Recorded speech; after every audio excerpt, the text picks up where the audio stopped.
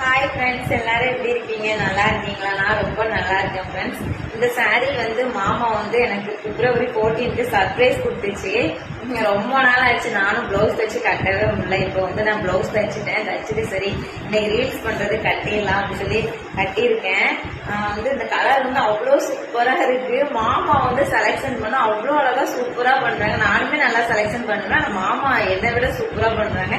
எனக்கு ஏத்த மாதிரி இந்த கலர் எடுத்துட்டு வந்திருக்காங்க பாத்தீங்களா, செம்மையா இருக்கா? இந்த சாரீ எப்படி இருக்குன்னு கமெண்ட்ல சொல்லுங்க. காட்டவா?